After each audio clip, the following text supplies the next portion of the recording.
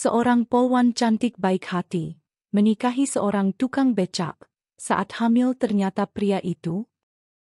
Di sebuah kota kecil di pinggiran Jawa Tengah, terdapat seorang polisi wanita muda yang selalu menjadi perbincangan hangat, namun dalam cara yang baik. Namanya Nadia Ayu Pramesti, atau cukup dipanggil Nadia oleh teman-teman seangkatannya. Nadia bukan sekadar polwan biasa. Di balik seragam kebanggaannya, ia adalah sosok yang selalu membawa senyum dimanapun ia bertugas. Tingginya semampai, wajahnya manis alami tanpa banyak riasan, dan matanya bulat jernih menunjukkan ketulusan. Namun yang membuat Nadia berbeda dari kebanyakan adalah hatinya. Hatinya yang lapang, penyayang, dan tanpa pamrih. Setiap pagi, sebelum memulai tugasnya, Nadia selalu menyempatkan diri mampir ke pasar tradisional dekat kantor polisi. Bukan untuk belanja barang mewah, tapi sekadar membeli sarapan dari para pedagang kecil, membantu mereka mengais rezeki. Suatu pagi, seperti biasa, Nadia mengenakan seragam lengkapnya, lengkap dengan topi polisi bertali emas. Sepeda motornya meluncur pelan menuju pasar. Aroma gorengan hangat, wangi daun pisang, dan teriakan para pedagang sudah memenuhi udara. "Bu Polwan, mampir, Bu," teriak seorang ibu penjual nasi uduk. Nadia tersenyum lebar. Ia memarkir motornya, berjalan menghampiri ibu itu sambil tersenyum. "Seperti biasa ya, Bu, 1 bungkus nasi uduk. Banyakin sambalnya, ya," canda Nadia. Ibu penjual itu tertawa, memberikan sebungkus nasi uduk dengan lauk sederhana. Namun Nadia selalu membayar lebih. "Bu, ini kembaliannya," kata sang ibu. "Sudah, buat tambah-tambah ya, Bu. Rezeki harus dibagi," kata Nadia sambil mengedipkan matanya nakal. Semua orang di pasar menyukai Nadia. Bahkan para tukang becak yang biasa mangkal di dekat sana pun mengangguk hormat setiap kali Nadia lewat. Nadia selalu membalas dengan sopan, tanpa pandang bulu. Bagi Nadia, menjadi seorang polwan bukanlah soal kuasa atau kehormatan semata, melainkan amanah untuk melindungi, melayani, dan mengayomi dengan tulus. Di kantor polisi sektor kecamatan tempatnya bertugas, Nadia menjadi sosok yang membawa warna baru. Tidak sedikit warga yang awalnya takut melapor karena citra polisi yang kaku, akhirnya berani datang karena tahu Nadia yang akan menerima mereka. "Saya cuma kehilangan sandal, Bu Polwan, tapi malu mau lapor," kata seorang nenek suatu hari. Nadia tidak tertawa atau meremehkan. Ia malah tersenyum hangat, mengantar nenek itu duduk, dan dengan sabar menuliskan laporan. "Semua kehilangan itu penting, Bu. Sandal nenek, meski sederhana, tetap berharga," kata Nadia, sambil mengelus tangan keriput si nenek. Semua rekan kerjanya menghormatinya, walau kadang ada saja rasa iri yang muncul diam-diam. Tapi bagi Nadia, pujian atau gunjingan bukanlah sesuatu yang ia pikirkan. Ia hanya ingin menjalani pekerjaannya dengan benar. Di ruang kerjanya, terdapat satu figura kecil di meja yang selalu menarik perhatian. Foto Nadia kecil sedang memeluk ayahnya, seorang petani sederhana, yang kini sudah tiada. Setiap melihat foto itu, Nadia ingat kenapa ia memilih jalan hidup ini. Ia ingin menolong banyak orang kecil seperti almarhum ayahnya dulu, yang sering merasa tak punya siapa-siapa. Meski sudah menjadi polwan, kehidupan pribadi Nadia tidak semewah yang orang-orang bayangkan. Gajinya cukup untuk hidup sederhana, membantu ibunya yang sudah tua, dan membiayai adik bungsunya kuliah di kota. Setiap pulang bertugas, Nadia menanggalkan semua kebanggaan dunia luar. Ia menjadi Nadia biasa, yang suka duduk di beranda rumah, membantu ibunya menyiangi bunga, atau sekadar menyapu halaman. Di rumah itu, ia bukan seorang polwan. Ia hanya seorang anak perempuan yang berusaha membahagiakan ibunya. Suatu sore, ketika Nadia membantu ibunya mencuci baju di belakang rumah, ibunya berkata pelan, "Nadia, Kamu ini sudah cantik, pintar, punya pekerjaan tetap. Kenapa belum mau menikah? Nadia tersenyum, lalu mengibaskan tangan penuh sabun. Belum ada yang cocok, Bu. Lagi pula, Nadia masih ingin membahagiakan ibu dulu. Sang ibu mengangguk pelan, walau sorot matanya tak bisa menyembunyikan kegelisahan. Bagi seorang ibu desa, kebahagiaan anak perempuan rasanya belum lengkap sebelum menikah. Namun Nadia tahu benar dalam hatinya, ia tidak ingin sembarang memilih. Ia ingin lelaki yang bukan hanya tampan atau kaya, melainkan yang benar-benar menghargai dirinya dan keluarganya. Malam itu, setelah sholat Isya, Nadia duduk termenung di beranda rumah. Dari kejauhan, sayup-sayup terdengar suara becak tua berderit melintasi jalan desa yang sepi. Ada rasa aneh di hatinya, seperti bisikan lembut yang entah dari mana. Sebagai seorang wanita yang biasa mengandalkan logika, Nadia jarang sekali mempercayai firasat. Tapi malam itu, ia merasakan sesuatu akan berubah dalam hidupnya, sesuatu yang besar. Angin berembus pelan, membawa bau tanah basah dari kebun di belakang rumah. Langit dihiasi bintang-bintang gemerlap, seolah-olah dunia diam-diam menyiapkan skenario baru untuk hidupnya. Nadia memeluk dirinya sendiri, mengusap lengannya yang dingin. Apapun itu, semoga baik, bisiknya lirih. Namun takdir, seperti biasa, punya rencana lain. Tak lama lagi, Nadia akan bertemu dengan seseorang yang akan mengguncang seluruh dunianya, dalam cara yang tidak pernah ia bayangkan. Pada pagi-pagi berikutnya, hidup Nadia masih berjalan seperti biasa, bertugas dengan penuh dedikasi, membantu masyarakat kecil, dan menjaga senyum di tengah kerasnya dunia. Namun tanpa ia sadari, langkah kakinya mulai mendekat pada takdir yang telah menunggu di tikungan jalan. Seseorang dengan becak tua, dengan senyum sederhana, akan masuk ke dalam hidupnya, membawa janji cinta. Dan kelak, membawa luka terdalam yang harus ia hadapi.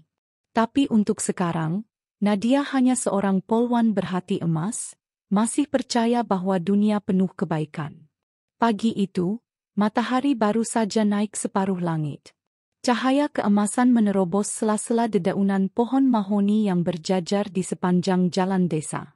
Seperti biasa, Nadia mengenakan seragam polwannya, siap untuk bertugas di pos penjagaan dekat pasar.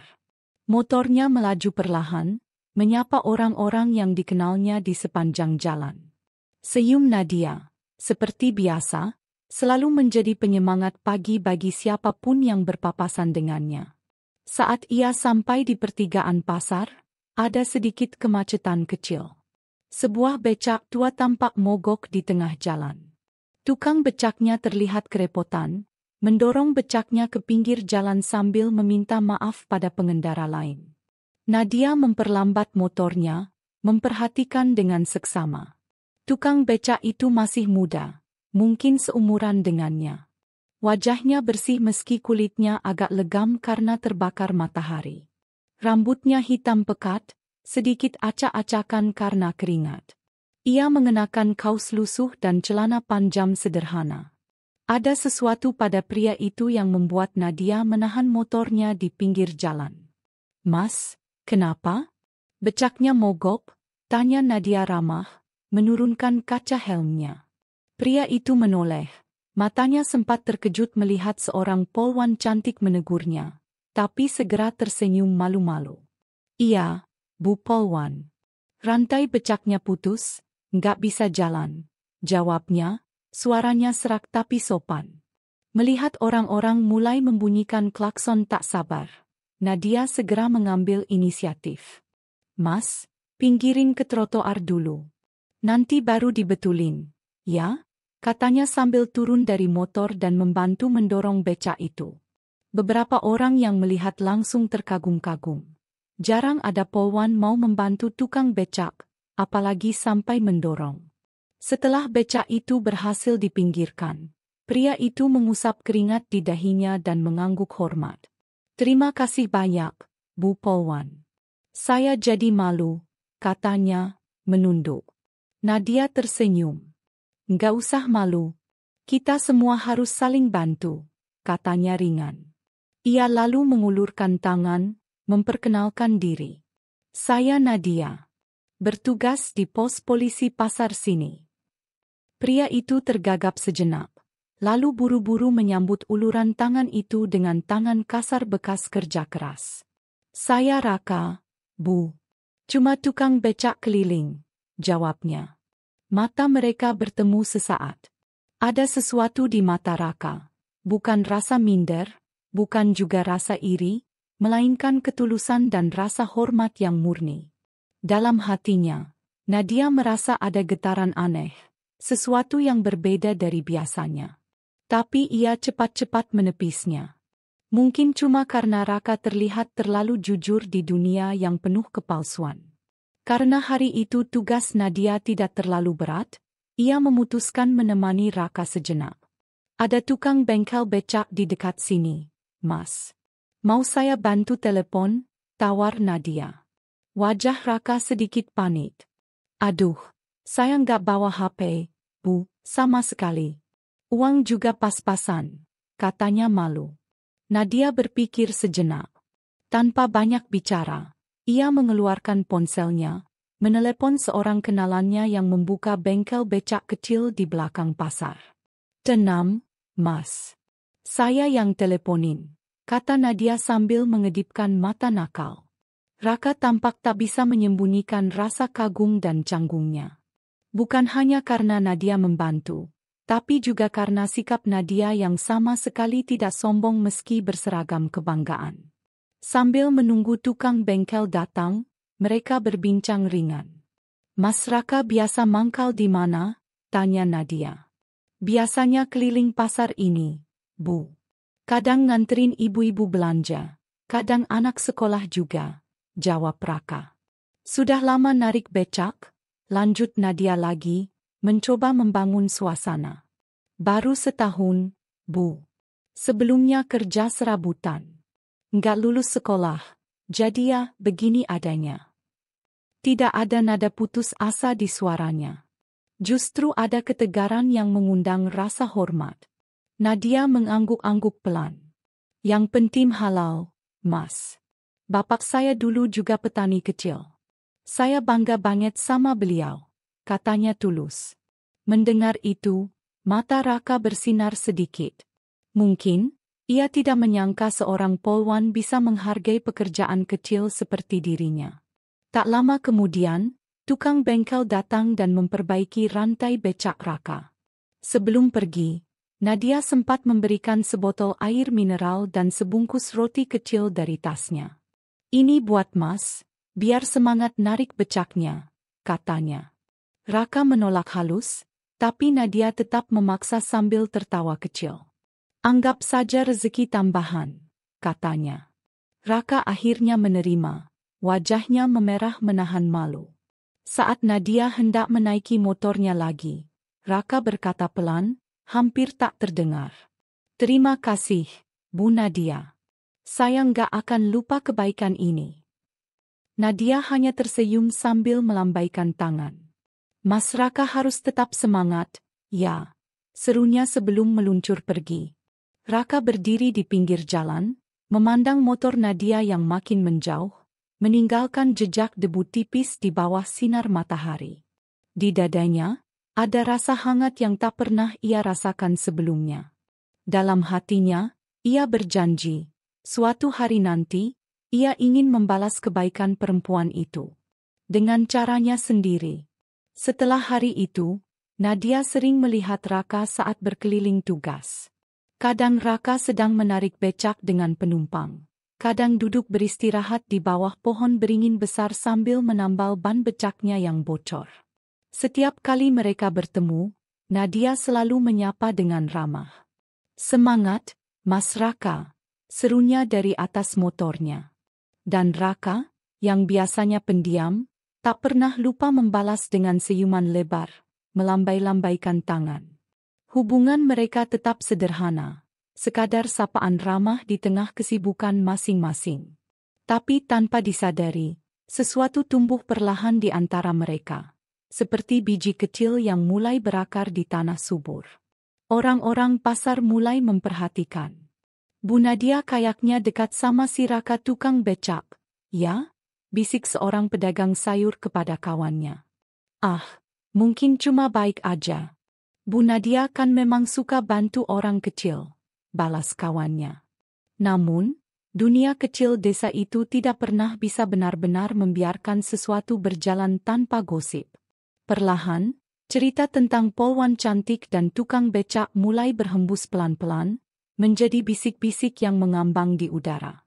Nadia belum tahu bahwa pertemuan pertamanya dengan Raka itu bukan sekadar kebetulan. Takdir telah menulis jalan panjang untuk mereka.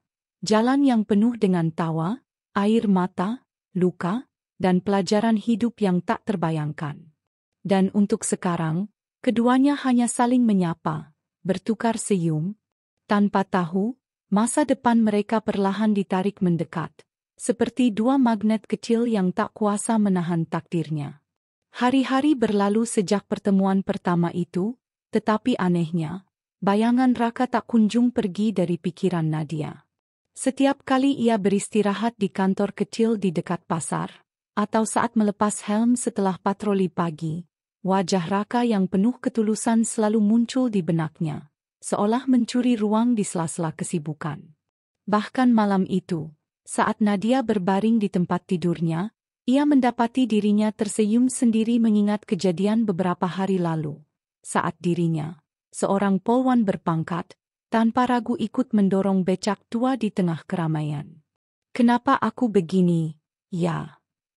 Gumam Nadia, sembari menatap langit-langit kamar. Bukan karena penampilan Raka yang biasa saja, atau pekerjaannya sebagai tukang becak.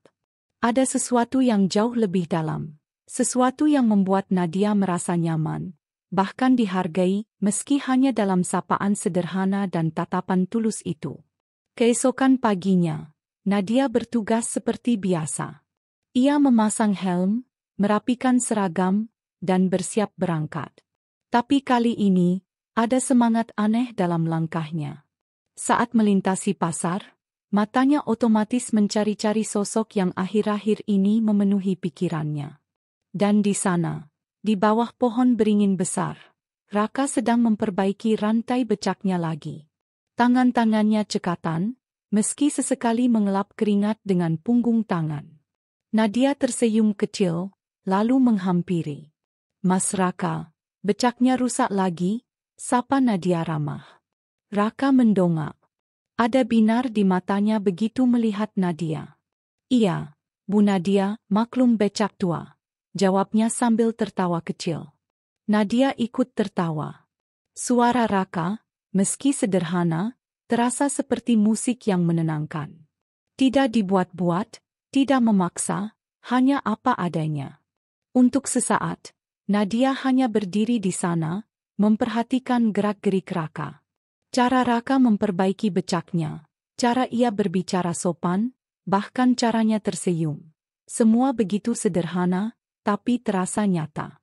Dalam dunia Nadia yang penuh formalitas, jabatan, dan kadang kepalsuan, kehadiran Raka seperti embusan angin segar.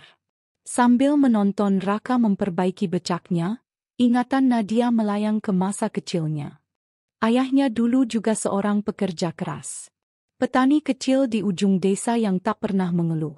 Meski panen sering gagal, atau harga jual hasil bumi sangat murah. Tangan ayahnya kasar, sama seperti tangan Raka. Tangan orang yang mengenal lelah, tapi tetap memilih berjuang. Mungkin itulah sebabnya hati Nadia merasa hangat melihat Raka. Bukan karena rasa iba, melainkan rasa hormat. Kalau boleh tahu, Mas Raka tinggal di mana? Tanya Nadia, memecah lamunannya sendiri. Raka mengangkat wajah, tersenyum kecil.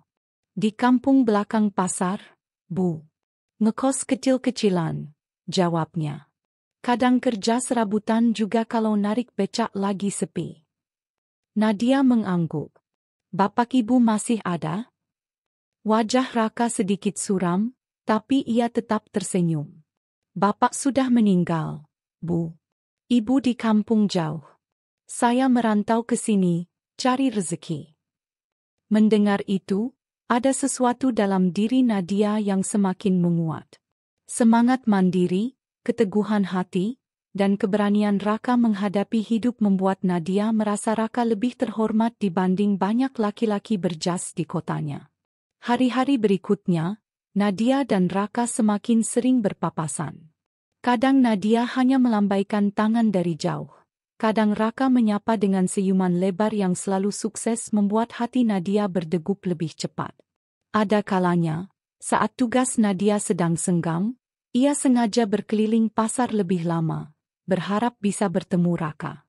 Bukan untuk tujuan apa-apa, hanya ingin melihat sosok sederhana itu yang selalu bekerja keras tanpa mengeluh. Suatu sore, saat hujan turun rintik-rintik, Nadia berteduh di pos jaga. Dari kejauhan, ia melihat Raka mengayuh becaknya, mengantar seorang ibu tua dengan belanjaan berat. Meski hujan membasahi punggungnya, Raka tetap mengayuh dengan semangat. Nadia tersenyum penuh rasa haru. Dalam hatinya, ia menggumam, andai semua laki-laki sesetia dan sekuat dia. Malam itu, Nadia duduk di meja belajarnya, menulis laporan tugas seperti biasa. Tapi pikirannya tak bisa fokus. Ia mendapati dirinya bertanya-tanya. Bagaimana mungkin seorang tukang becak, yang kehidupannya jauh dari glamor dan jabatan, bisa menggetarkan hatinya lebih kuat daripada pria-pria yang pernah mendekatinya? Mungkin karena Nadia tak pernah mencari status. Mungkin karena Nadia lebih menghargai kejujuran daripada kemewahan. Ia ingat beberapa lelaki dari kalangan terpandang yang pernah mencoba mendekatinya. Semuanya berbicara tentang kekayaan, jabatan, koneksi. Tapi tidak ada satupun yang berbicara tentang ketulusan, atau menawarkan kesederhanaan hidup yang penuh makna. Dengan Raka, Nadia merasa tenang. Ia tidak perlu berpura-pura kuat, tidak perlu berpakaian sempurna, tidak perlu berpikir tentang gengsi. Semua terasa ringan. Seperti berjalan tanpa beban di tengah padang bunga. Keesokan harinya, di sela waktu istirahat, rekan sesama polwan, Rina, memperhatikan Nadia yang sering senyum sendiri. Kenapa sih kamu senyum-senyum sendiri, Nat? Tanya Rina usil. Nadia terkejut, pipinya memerah. Enggak, biasa aja, elaknya. Tapi Rina tidak menyerah. Jangan-jangan ada cowok ya? Siapa? Cerita dong. Nadia hanya tertawa, menggeleng cepat-cepat. Dalam hatinya, ia tahu, kalaupun bercerita, mungkin orang akan sulit mengerti. Bagaimana bisa seorang polwan terpandang jatuh hati pada tukang becak sederhana? Masyarakat menilai cinta dari jabatan dan kekayaan, tapi Nadia belajar, cinta yang tulus datang dari hal-hal yang jauh lebih dalam daripada itu. Meski hatinya mulai bergetar, Nadia juga tak menutup mata pada kenyataan. Ia sadar, dunia tidak akan mudah menerima hubungan semacam ini. Ia membayangkan bagaimana orang tuanya, teman-temannya, bahkan atasannya, mungkin akan mencibir atau mempertanyakan pilihannya jika mereka tahu siapa Raka sebenarnya. Namun, saat ia menimbang semua itu, ada satu hal yang lebih berat di hatinya. Ia lebih takut kehilangan kesempatan untuk mencintai seseorang yang benar-benar tulus.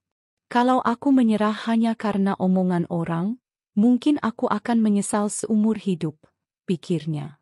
Nadia sadar, hidup hanya sekali. Dan jika kesempatan untuk menemukan seseorang yang sejati muncul, ia tidak ingin melepaskannya begitu saja. Di suatu sore yang mendung, sambil menatap becak Raka yang melintas di kejauhan, Nadia menggenggam erat helm di tangannya. Dalam hatinya, ia mengaku, ia mulai menyukai Raka. Bukan karena jabatan, bukan karena harta, tapi karena hati. Dan itu, bagi Nadia, adalah hal terindah yang pernah ia rasakan. Hujan turun deras sore itu. Pasar basah kuyup. Para pedagang buru-buru menutup lapak mereka, sementara orang-orang berlarian mencari tempat berteduh. Nadia, yang baru saja selesai patroli, memarkirkan motornya di depan pos kecil pasar. Ia melepas helmnya, membiarkan rambutnya sedikit basah oleh percikan hujan. Pandangan matanya tanpa sadar mencari-cari seseorang di antara kerumunan. Dan benar saja, di sudut pasar yang mulai kosong, ia melihat Raka. Pria itu berteduh di bawah kanopi tua bersama becaknya, sambil memayungi seorang nenek tua yang membawa banyak belanjaan. Nadia memperhatikan dari jauh. Raka tak sekadar berteduh untuk dirinya sendiri. Ia memegang payung besar itu, memastikan si nenek tidak kehujanan, bahkan menawarkan untuk mengantar belanjaannya ke rumah. Subhanallah, bisik Nadia pelan. Sebuah rasa hangat menjalar di hatinya. Setelah hujan sedikit reda, Nadia melihat Raka menaikkan belanjaan nenek tua itu ke becaknya, lalu membantu nenek itu naik dengan sangat sabar. Tak ada tanda-tanda Raka meminta bayaran lebih, tak ada keluhan, meski jalannya becek dan berat.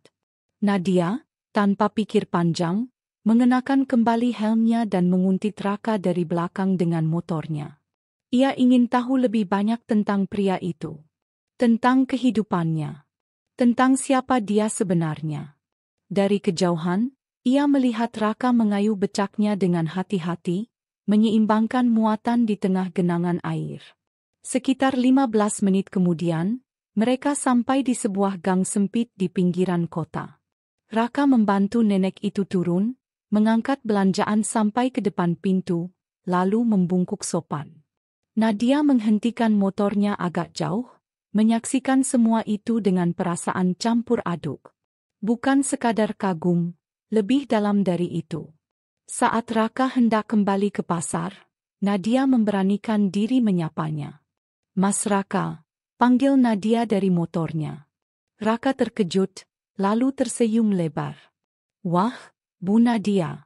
Lagi patroli?" Nadia tertawa kecil. "Iya, sekalian keliling." Ia turun dari motornya, berjalan mendekat sambil memayungi dirinya sendiri. Hujan masih rintik-rintik, membuat suasana terasa lebih intim. "Tadi saya lihat Mas Raka bantuin nenek itu. Nggak semua orang mau repot kayak gitu," kata Nadia, tulus. Raka tersenyum malu-malu. Ia menggaruk belakang kepalanya yang basah. "Ah, nggak seberapa, Bu. Cuma bantu yang butuh aja. Kita kan sama-sama manusia." Kalimat sederhana itu menusuk hati Nadia. Di dunia yang semakin individualis, menemukan seseorang yang masih memegang nilai-nilai kemanusiaan seperti itu terasa langka. Mereka akhirnya mengobrol cukup lama di pinggir gang itu. Tentang kehidupan, tentang masa kecil Raka di kampung, tentang mimpinya yang sederhana, hanya ingin hidup tenang dan berguna untuk orang lain. Nadia mendengarkan dengan penuh perhatian. Setiap kata yang keluar dari mulut Raka terasa jujur. Tak ada topeng, tak ada kepura-puraan.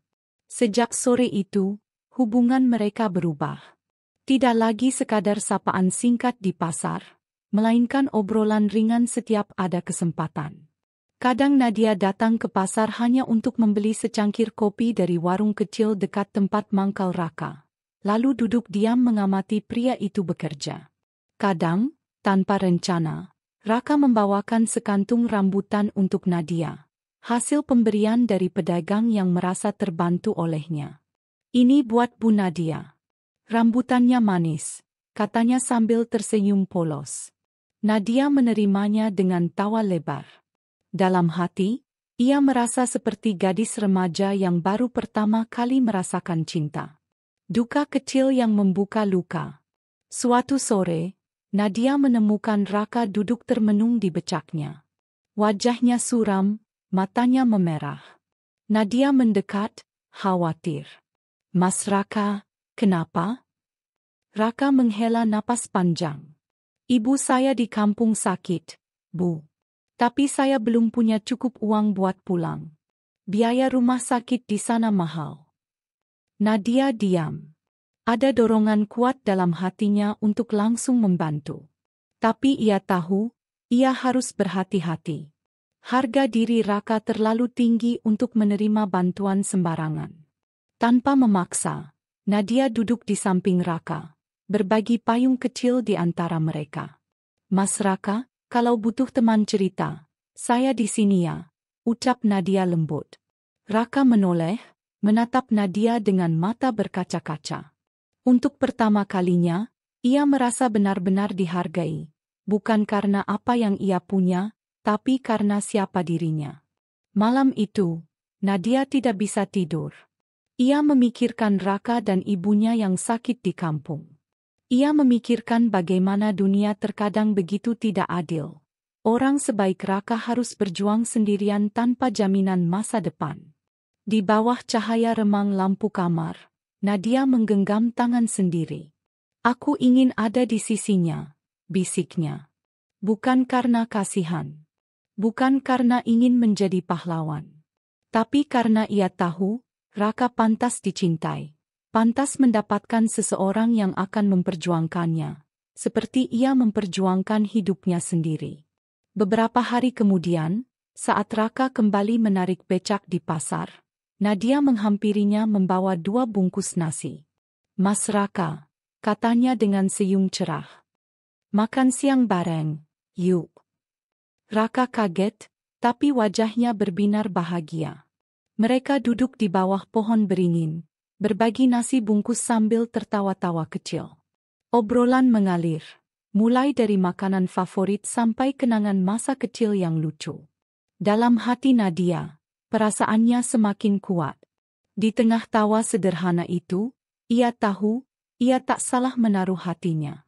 Raka memang bukan pria dengan setelan jas dan mobil mewah. Tapi dalam ketulusan dan kesederhanaannya, Nadia menemukan rumah. Sore itu, sebelum berpisah, Raka mengucapkan sesuatu yang membuat hati Nadia bergetar. "Bu Nadia, makasih ya, sudah mau berteman sama orang seperti saya." Nadia menatap dalam ke mata Raka. "Mas Raka," katanya, "buat saya, teman itu nggak dilihat dari apa yang dia punya, tapi dari siapa dia sebenarnya." Raka menunduk malu, sementara Nadia tersenyum dalam hati. Ya, Raka perlahan tapi pasti mulai mengambil hatinya. Dengan caranya sendiri yang sederhana, tapi justru karena itulah terasa begitu istimewa. Pagi itu, sinar matahari masuk ke ruang tamu rumah keluarga Nadia di pinggiran kota. Dinding berwarna pastel, sofa lama yang nyaman, dan aroma teh manis buatan ibu Nadia mengisi suasana. Nadia duduk di antara ayah dan ibunya, masih mengenakan seragam polwan dengan topi kecil di pangkuannya. Rambutnya dikunci rapi, tapi wajahnya menunjukkan kegelisahan. Di hadapannya, ayah Nadia, Pak Surya, menatap dengan alis mengernyit. Sementara ibu Nadia, Bu Rini, memegang tangan Nadia, berusaha tetap tenang. "Nadia," suara ayahnya berat, "kami dengar kabar, kamu dekat sama tukang becak di pasar." Nadia tersenyum kikuk, mencoba meredakan ketegangan. "Namanya Raka, ya. Dia orang baik," jawabnya lembut. Ibu Nadia menghela napas pelan, seolah menahan sejuta kekhawatiran yang membebani pikirannya. "Baik atau tidak, Nak," katanya perlahan, "hidup ini butuh lebih dari sekadar kebaikan. Bagaimana masa depanmu? Bagaimana nanti kamu hidup?" Nadia terdiam. Ia memahami kekhawatiran mereka, sungguh. Tapi hatinya berkata lain. Seminggu terakhir ini, gosip kecil mulai beredar di lingkungan tempat tinggal keluarga Nadia. Tetangga-tetangga berbisik tentang seorang polwan muda, cantik, pintar, dan berbakat, yang konon jatuh hati pada tukang becak sederhana. Banyak yang menganggap itu hal memalukan. "Ayah dan ibu bukan menilai dari pekerjaannya, Nat," kata Pak Surya. "Tapi ayah dengar, dia juga nggak jelas masa depannya. Belum tentu mau berjuang lebih baik." Nadia mengepal tangannya. Ia ingin membela Raka. Ia tahu Raka memang hidup susah, tapi pria itu penuh kebaikan dan kejujuran. Itu lebih penting dari kekayaan. "Ayah," Raka orang baik, katanya dengan suara bergetar. Dia bekerja keras. Dia peduli sama orang lain. Bukan kayak banyak laki-laki lain yang cuma omong doang. Ibu Nadia mengelus punggung tangan anaknya. Kami cuma takut kamu kecewa, Nak. Dunia itu keras. Kebaikan saja kadang gak cukup untuk bertahan. Nadia bangkit dari sofa, berjalan ke jendela dan menatap keluar. Hatinya bergejolak. Ia ingat bagaimana Raka mengangkat belanjaan nenek tua tanpa mengeluh. Ia ingat bagaimana Raka berbagi makanan terakhirnya kepada pengemis kecil di pasar. Ia ingat tatapan penuh hormat Raka setiap kali berbicara dengannya. Apakah dunia hanya mengukur nilai seseorang dari uang dan status? Nadia berbalik, matanya berkaca-kaca.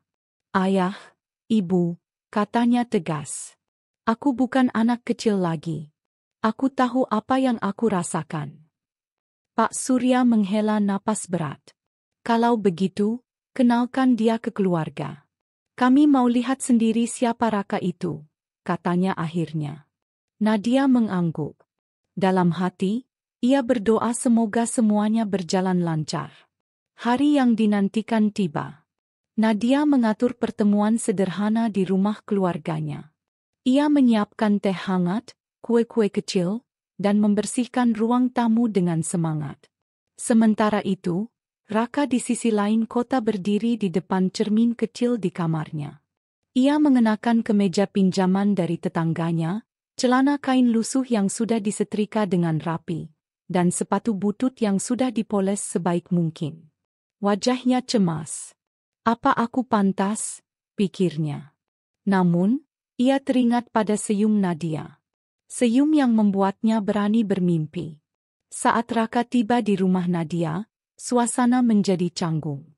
Pak Surya duduk dengan tangan bersedekap, tatapannya tajam.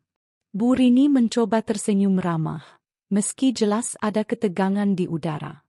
Silakan duduk, Mas Raka, kata Bu Rini, mempersilakan. Raka duduk kaku di sofa, memegang gelas teh dengan kedua tangan. Obrolan dimulai dengan pertanyaan-pertanyaan ringan. Tapi perlahan, pertanyaan Pak Surya menjadi lebih berat. Kamu kerja apa, Mas Raka? Saya narik becak, Pak, jawab Raka jujur, menunduk sedikit. Niatnya ke depan bagaimana? Ada rencana lain? Raka mengangkat kepalanya, menatap Pak Surya dengan penuh kesungguhan. Saya pengen buka warung kecil, Pak. Tapi modalnya masih nabung sedikit-sedikit. Pak Surya mengangguk pelan, tapi tidak berkomentar. Di sisi lain, Nadia memperhatikan dengan penuh rasa bangga. Ia melihat usaha Raka untuk menunjukkan keseriusannya. Namun, di tengah percakapan, sebuah ucapan tanpa sadar terlontar dari mulut Raka. Wong hidup ini nasib-nasiban, Pak. Kadang kerja keras pun belum tentu cukup. Pak Surya menegang. Baginya, ucapan itu terdengar seperti menyerah sebelum berjuang. Setelah Raka pamit pulang, suasana di rumah Nadia meledak. Nadia, bentak Pak Surya. Kamu lihat sendiri, kan? Dia orangnya pasrah, bukan pejuang. Masa kamu mau hidup bareng orang kayak begitu? Bu Rini mencoba menenangkan, tapi suaranya gemetar. Anakku sayang, pikirkan lagi, Nak. Kami cuma ingin kamu bahagia. Malam itu, Nadia menangis dalam diam di kamarnya.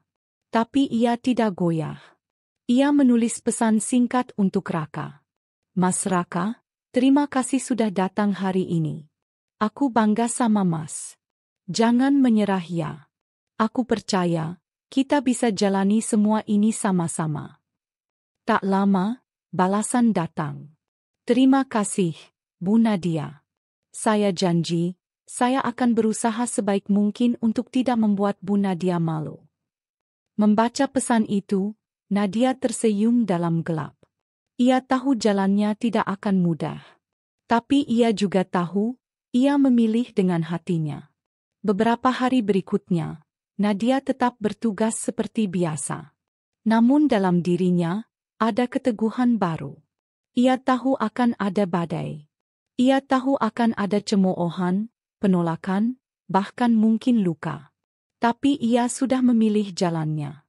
Di balik semua kekhawatiran keluarganya, di balik segala perbedaan latar belakang, Nadia percaya. Cinta sejati bukan tentang harta, bukan tentang status, tapi tentang keberanian memperjuangkan satu sama lain, dalam susah maupun senang. Dan untuk itu, ia siap berjuang. Pagi itu, udara terasa lebih sejuk dari biasanya. Langit cerah, burung-burung berkicau meriah seakan merayakan sesuatu yang istimewa. Di sebuah sudut pasar kecil tempat Raka biasa mangkal, dia duduk di atas becaknya yang kini lebih bersih dan rapi. Dengan tangan yang sedikit gemetar, ia membuka kotak kecil berwarna merah beludru yang sudah lusuh dimakan waktu. Di dalamnya, sebuah cincin sederhana dari perak murah berkilau malu-malu. Ia memandang cincin itu lama, seolah berbicara dengannya. Semoga cukup, gumamnya pelan. Hari ini, ia telah memutuskan. Ia akan melamar Nadia. Bukan di restoran mewah, bukan pula dengan pesta besar, tapi dengan caranya sendiri. Dengan kesederhanaan yang ia miliki, tapi penuh ketulusan. Sore harinya, Nadia baru saja selesai bertugas. Ia mengenakan seragam polwan kebanggaannya, rambutnya diikat rapi, wajahnya sedikit lelah tapi tetap memancarkan pesona alami. Ketika ia keluar dari kantor, ia terkejut melihat Raka berdiri di sisi jalan, membawa sebuket bunga kertas buatan tangan. Nadia. Sapa Raka, suaranya bergetar. Nadia tersenyum. Mas Raka? Kok tiba-tiba ke sini? Raka menunduk sejenak, mengambil napas panjang, lalu berlutut di hadapannya. Orang-orang di sekitar mereka mulai memperhatikan. Beberapa menghentikan langkah. Beberapa membisikkan sesuatu, tapi Raka tidak peduli. Dunia seolah hanya milik mereka berdua. Dari pertama aku kenal kamu, aku tahu kamu bukan sekadar wanita biasa. Kamu cahaya buat hidupku yang suram, kata Raka dengan suara bergetar. Aku nggak punya banyak hal, Nadia. Aku nggak bisa janjiin hidup mewah. Tapi aku janji, aku akan sayang sama kamu seumur hidupku. Raka membuka kotak kecil di tangannya, memperlihatkan cincin sederhana itu. Nadia, maukah kamu menikah denganku? Nadia tertegun. Hatinya bergemuruh hebat. Ini bukan lamaran ala cerita-cerita romantis yang mewah. Ini jauh lebih nyata, lebih jujur. Air matanya menggenang tanpa bisa ditahan. Dengan suara bergetar, Nadia menjawab, "Aku mau, Mas Raka. Aku mau." Orang-orang di sekitar mereka bertepuk tangan pelan. Sebagian tersenyum haru, sebagian lagi memandang tak percaya. Tapi di mata Nadia dan Raka, hanya ada satu sama lain.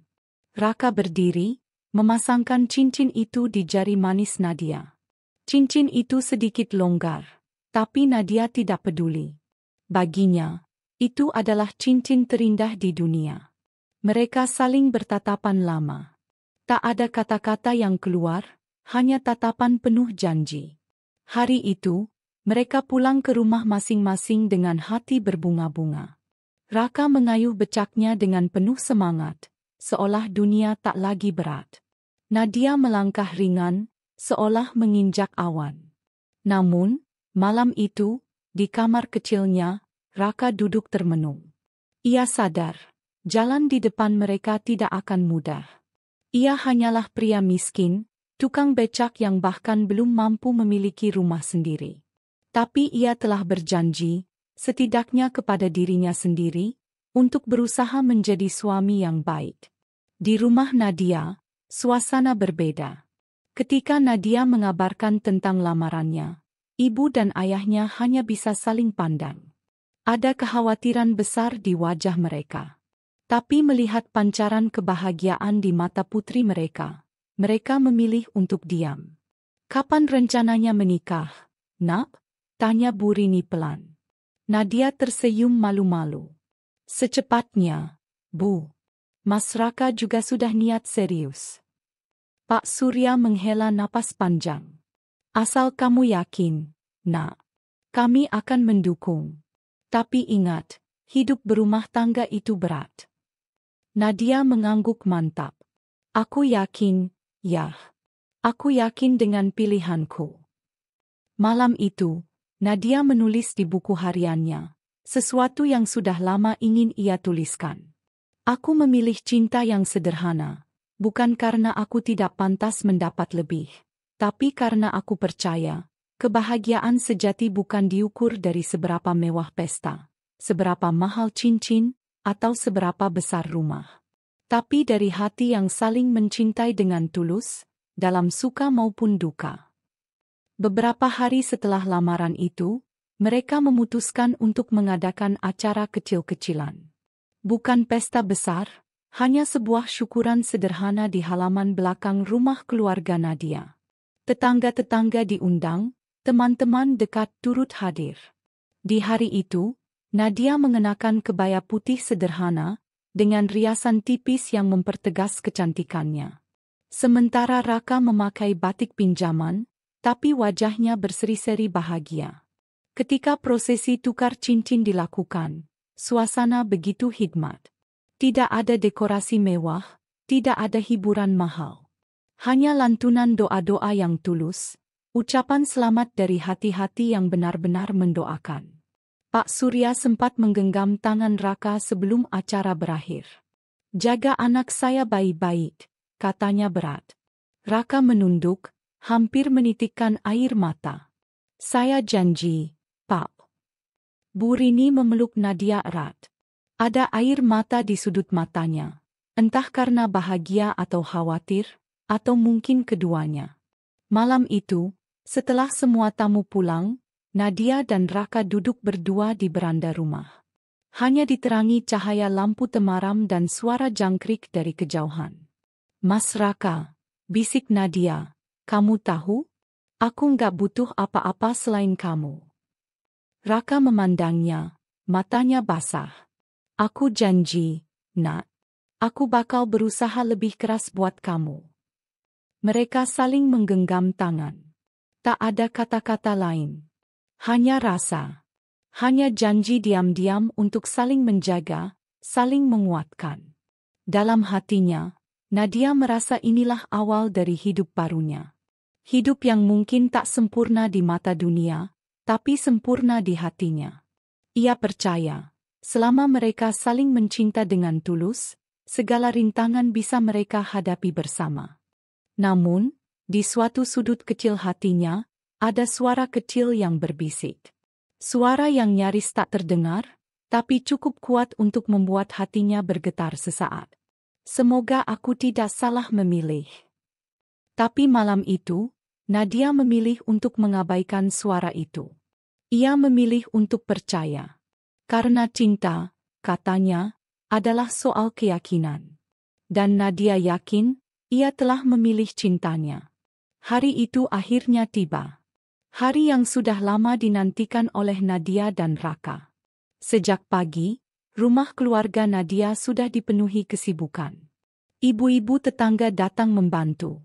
Ada yang memasak di dapur, ada yang menghias pelaminan sederhana di halaman, ada pula yang sibuk menata kursi untuk para tamu. Pernikahan ini tidak berlangsung di gedung mewah, tidak pula di hotel berbintang. Mereka memilih halaman rumah yang luas, beratapkan langit biru, dikelilingi pohon-pohon rindang yang memberi kesejukan alami. Dekorasi bunga-bunga segar dari kebun belakang menambah kesan sederhana namun penuh kehangatan. Nadia duduk di dalam kamar, mengenakan kebaya putih bersulam benang emas. Make-upnya tipis, hanya cukup untuk menonjolkan kecantikannya yang alami. Ia memandangi dirinya di cermin, tersenyum kecil. Hari ini, ia akan resmi menjadi istri Raka, pria yang ia pilih dengan seluruh keyakinannya. Di sisi lain, Raka berdiri dengan gugup di sudut halaman. Ia mengenakan jas pinjaman milik tetangga. Sedikit kebesaran di tubuhnya yang kurus, tapi wajahnya penuh dengan binar bahagia. Setiap kali tamu lewat dan mengucapkan selamat, ia menunduk malu-malu sambil tersenyum lebar. Acara dimulai dengan akad nikah sederhana. Di depan penghulu, dengan saksi dari keluarga kedua belah pihak, Raka mengucapkan ijab kabul dengan suara lantang namun penuh getaran. Satu kali, langsung sah. Tepuk tangan dan ucapan selamat bergema. Nadia menunduk, matanya berkaca-kaca. Ketika Raka menyerahkan mahar berupa seperangkat alat salat dan uang tunai secukupnya, semua orang tersenyum haru. Tidak banyak, tidak mewah, tapi semua itu diberikan dengan tulus dari hati. Setelah akad nikah, Nadia berjalan keluar dari rumah dengan didampingi oleh ibunya. Semua mata tertuju padanya. Ia terlihat sangat anggun. Langkahnya pelan, penuh rasa haru, menuju pelaminan sederhana di bawah pohon besar yang dihiasi pita-pita putih. Raka menyambutnya dengan mata berbinar. Untuk sesaat, dunia seolah berhenti berputar. Mereka saling bertatapan, lalu duduk berdampingan di pelaminan, siap menerima ucapan selamat dari para tamu. Tamu-tamu berdatangan satu persatu. Ada rekan-rekan kerja Nadia di kepolisian, para tetangga, teman-teman Raka sesama tukang becak, dan keluarga besar dari kedua belah pihak. Semua datang membawa kebahagiaan. Meskipun sebagian dari mereka sempat ragu dengan pilihan Nadia, hari itu mereka memilih untuk mendukung. Acara berlangsung dengan penuh kehangatan. Tidak ada musik keras, hanya lantunan lagu-lagu akustik sederhana dari radio tua di sudut halaman. Anak-anak kecil berlarian sambil membawa balon. Orang-orang dewasa berbincang akrab. Suasana terasa begitu hangat dan intim. Makanan yang disajikan pun sederhana. Nasi liwet, ayam goreng, sambal terasi, lalapan, dan kerupuk.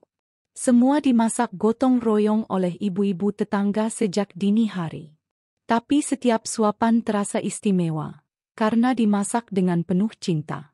Di tengah acara, Nadia sempat menatap keluarganya. Ia melihat ayahnya, Pak Surya, berdiri di sudut halaman, memandanginya dengan mata yang berkaca-kaca. Ibunya, Bu Rini, sesekali menyeka air mata haru sambil tersenyum lebar. Kakak-kakaknya pun tampak sibuk membantu tamu. Meskipun sebelumnya mereka penuh kekhawatiran, hari ini mereka membiarkan diri mereka larut dalam kebahagiaan. Setelah prosesi penerimaan tamu selesai, Raka dan Nadia berdiri di tengah halaman, mendengarkan sambutan dari Pak Surya. Anakku, Raka dan Nadia. Suara Pak Surya terdengar berat namun hangat. Pernikahan itu bukan hanya tentang hari ini. Bukan tentang seberapa mewah pesta. Bukan tentang seberapa indah pakaian. Pernikahan itu tentang perjalanan panjang, tentang kesabaran, tentang saling menguatkan di saat susah dan saling mengingatkan di saat senang. Kami, orang tuamu, berdoa, semoga kalian menjadi keluarga yang sakinah, mawaddah, warahmah. Tepuk tangan menggema. Nadia menunduk, berusaha menahan air matanya. Raka menggenggam erat tangan Nadia di bawah meja pelaminan. Saat malam mulai merangkak naik, para tamu satu persatu pamit pulang. Sisa makanan dibungkus untuk dibawa pulang. Anak-anak kecil masih berlarian sambil tertawa. Suasana perlahan menjadi lebih tenang. Nadia dan Raka duduk di tangga beranda rumah, melepas lelah setelah seharian berdiri. Bintang-bintang bertaburan di langit malam, angin sepo-sepo menerpa wajah mereka. Mas Raka, bisik Nadia, memandang bintang.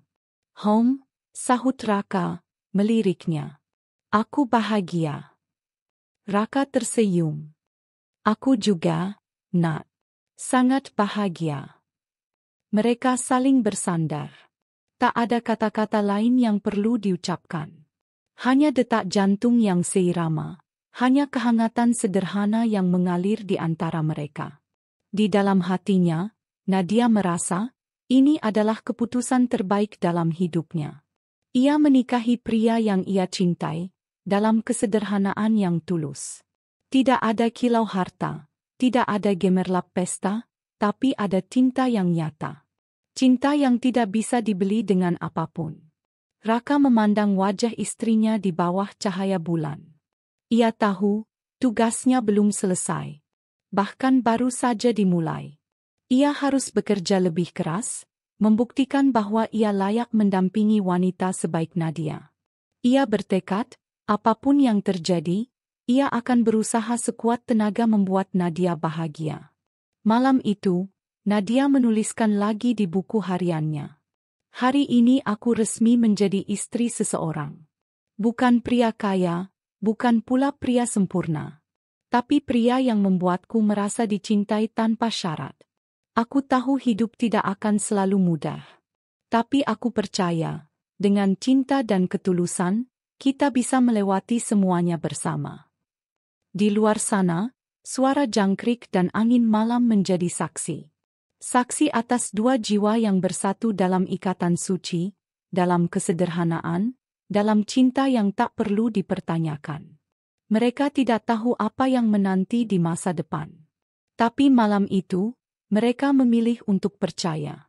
Percaya pada cinta, percaya pada kebersamaan, percaya bahwa selama mereka saling menggenggam tangan, tidak ada badai yang terlalu besar untuk dihadapi.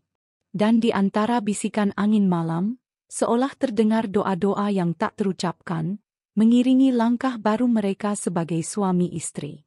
Pagi pertama sebagai suami istri terasa begitu berbeda untuk Nadia dan Raka. Matahari menyelinap lewat jendela kecil, menerangi kamar sederhana mereka dengan sinar keemasan. Nadia membuka matanya perlahan, melihat sosok Raka yang masih terlelap di sampingnya. Ada damai yang belum pernah ia rasakan sebelumnya. Ia tersenyum, membelai pelan rambut suaminya yang acak-acakan. Tak lama kemudian, Raka membuka matanya. Tatapan pertama mereka pagi itu adalah senyuman. Tidak ada kata-kata, hanya kehangatan yang mengalir begitu saja. Rasanya seperti dunia hanya milik mereka berdua. Hari-hari pertama pernikahan mereka dipenuhi dengan tawa-tawa kecil dan kebahagiaan sederhana. Rumah mungil yang dibangun di tanah belakang rumah orang tua Nadia menjadi saksi perjalanan cinta mereka. Meskipun rumah itu hanya terdiri dari 2 kamar dan 1 ruang keluarga kecil, Nadia merasa nyaman dan betah. Ia menata rumah itu dengan penuh cinta, memilih tirai-tirai berwarna cerah, menaruh tanaman hias di sudut-sudut ruangan, dan menggantung foto pernikahan mereka di dinding ruang tamu. Setiap pagi, Nadia bangun lebih dulu. Ia akan menyiapkan sarapan sederhana, nasi goreng atau roti panggang dengan teh manis. Raka, dengan wajah masih mengantuk, selalu duduk di meja makan, menatap istrinya dengan tatapan penuh rasa syukur. Baginya, bisa menikmati sarapan buatan Nadia adalah kebahagiaan yang tak pernah ia bayangkan sebelumnya. Setelah sarapan, Nadia bersiap untuk berangkat kerja. Ia mengenakan seragam polwannya, merapikan rambutnya ke dalam sanggul, dan mencium tangan Raka sebelum pergi. Raka selalu mengantar Nadia sampai ke gerbang kecil rumah mereka, melambaikan tangan sambil tersenyum lebar. "Semangat kerja, Bu Polisi cantikku," serunya setiap pagi. Nadia akan tertawa kecil dan membalas lambaian itu sebelum melangkah pergi. Sementara Nadia bekerja, Raka menghabiskan waktunya membantu tetangga sekitar atau sesekali mengayuh becaknya di pasar. Ia tidak memiliki penghasilan tetap, tapi ia selalu berusaha pulang membawa sesuatu. Entah itu sekantong sayur murah dari pasar, atau sekadar cerita lucu dari perjalanan hari itu. Malam harinya, mereka menghabiskan waktu bersama di ruang tamu. Nadia biasanya bercerita tentang kejadian-kejadian di kantor. Kadang tentang kasus-kasus kecil yang lucu, kadang tentang rekan-rekan kerjanya. Raka mendengarkan dengan penuh perhatian, sesekali menimpali dengan candaan yang membuat Nadia tertawa. Suatu malam, setelah makan malam sederhana, Nadia mengeluarkan sebuah papan monopoli lusuh yang ia temukan di lemari tua. "Ayo kita main," ajaknya dengan semangat. Raka terkekeh melihat semangat istrinya. Mereka duduk bersila di lantai, memulai permainan dengan serius. Tapi tak butuh waktu lama sebelum mereka berdua tertawa terpingkal-pingkal, saling mengejek karena kalah atau karena salah langkah. Di tengah tawa itu, Nadia merasa hatinya penuh. Inilah yang ia inginkan. Kehidupan yang mungkin tidak bergelimang kemewahan, tapi penuh dengan cinta dan kebahagiaan kecil yang tulus. Kadang, mereka keluar berjalan-jalan di sore hari, menyusuri gang-gang kecil sambil berpegangan tangan. Anak-anak kecil menyapa mereka, para tetangga tersenyum ramah. Banyak yang memuji betapa cocoknya mereka berdua. Nadia dan Raka, pasangan sederhana yang terlihat begitu bahagia. Namun, di balik semua manis itu, Nadia sesekali merasakan kekhawatiran kecil di sudut hatinya. Ia tahu, Raka belum benar-benar memiliki pekerjaan tetap. Ia tahu kehidupan rumah tangga tidak akan selamanya semanis ini. Tapi untuk saat ini, ia memilih untuk menikmati setiap detik kebahagiaan yang mereka miliki. Pada suatu sore yang cerah, Raka membawa pulang kejutan kecil. "Nat, aku dapat tawaran kerja," serunya begitu masuk ke rumah. Nadia yang sedang menyiram tanaman langsung berbalik, matanya berbinar. "Serius, Mas? Di mana?" "Di bengkel dekat pasar. Sementara cuma bantu-bantu, tapi katanya kalau rajin bisa diangkat jadi tetap," jawab Raka dengan semangat. Nadia langsung memeluk Raka erat-erat. Ia tahu, ini langkah kecil tapi berarti besar untuk masa depan mereka. Ia tak peduli berapa besar gajinya, yang penting adalah usaha dan niat Raka untuk memperbaiki hidup mereka. Malam itu, mereka merayakannya dengan sederhana. Nadia memasak makanan kesukaan Raka, sambal terasi pedas dan ayam goreng renyah. Mereka makan sambil tertawa, membicarakan rencana-rencana kecil mereka. Raka ingin suatu hari membeli motor bekas, supaya bisa lebih mudah mencari nafkah. Nadia bermimpi punya taman kecil di depan rumah. Hari-hari berlalu. Raka mulai bekerja di bengkel. Setiap pagi, ia berangkat dengan semangat, mengenakan seragam kerja lusuh tapi penuh kebanggaan. Ketika pulang, tubuhnya penuh noda oli dan keringat, tapi ia selalu membawa senyuman. Nadia pun semakin mencintainya. Ia merasa bangga setiap kali melihat Raka berusaha keras. Ia semakin yakin bahwa cintanya tidak salah. Ia yakin, mereka bisa membangun masa depan bersama, pelan-pelan, batu demi batu. Pada suatu malam minggu, Raka mengajak Nadia pergi ke pasar malam. Ini kali pertama mereka keluar setelah menikah. Bukan untuk belanja kebutuhan rumah, tapi untuk sekadar bersenang-senang. Mereka berjalan beriringan di antara lampu-lampu warna-warni. Nadia membeli sebatang permen kapas, sementara Raka mencoba permainan lempar gelang. Gelak tawa mereka memenuhi udara malam itu. Dunia di sekitar seolah menghilang. Hanya ada mereka berdua dan kebahagiaan kecil yang sederhana. Di tengah pasar malam itu, Raka tiba-tiba menarik tangan Nadia. "Nat, lihat ke atas," katanya. Nadia mendongak. Di langit malam, lampion-lampion kecil terbang, membawa harapan-harapan yang ditulis di kertas kecil.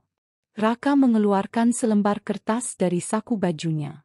"Aku tulis harapanku," bisik Raka. Nadia membaca tulisan sederhana itu, "Semoga aku bisa menjadi suami yang membanggakan untuk Nadia." Air mata menggenang di mata Nadia. Ia menggenggam tangan Raka erat-erat, merasa seolah seluruh dunia memberkati cinta mereka malam itu. Mereka melepaskan lampion bersama-sama. Lampion itu terbang perlahan, bergabung dengan bintang-bintang di langit, membawa doa-doa yang sederhana namun tulus. Saat mereka pulang malam itu, berjalan kaki sambil bergandengan tangan, Nadia merasa hatinya penuh. Meskipun dalam hidup masih banyak ketidakpastian, satu hal yang ia tahu pasti, ia tidak sendiri. Ia memiliki Raka. Dan untuk saat ini, itu sudah lebih dari cukup. Beberapa minggu kemudian, kebahagiaan mereka bertambah. Nadia merasakan perubahan dalam tubuhnya. Mual-mual di pagi hari, tubuhnya terasa cepat lelah. Setelah berkonsultasi ke dokter, kabar gembira itu datang. Nadia hamil, kata dokter sambil tersenyum. Nadia hampir tidak bisa menahan air matanya. Ia memegang perutnya, seolah baru sadar ada kehidupan kecil yang mulai tumbuh di dalam dirinya. Sebuah anugerah yang membuat hatinya meledak oleh kebahagiaan. Ketika ia memberitahu Raka malam itu, Raka terdiam lama. Lalu, perlahan, air mata jatuh di pipinya. Ia memeluk Nadia erat-erat. "Aku akan menjadi ayah," bisiknya, penuh rasa tak percaya. Hari-hari berikutnya dipenuhi dengan rencana-rencana baru. Mereka mulai menabung lebih banyak. Nadia membaca buku-buku tentang kehamilan, dan Raka mulai belajar memperbaiki ranjang bayi dari kayu bekas. Tetangga-tetangga mereka pun ikut berbahagia. Setiap kali bertemu di jalan, ada saja yang mengelus perut Nadia sambil mendoakan. Rumah kecil itu kini bukan hanya dihuni oleh dua hati yang saling mencintai, tapi juga oleh harapan-harapan baru. Di setiap malam, sebelum tidur, Raka selalu meletakkan tangannya di perut Nadia. "Halo, Nak. Ini ayah," bisiknya lembut. Nadia akan tersenyum, menutup matanya, merasa dunia ini begitu sempurna. Ia yakin, selama ada cinta, segalanya akan baik-baik saja.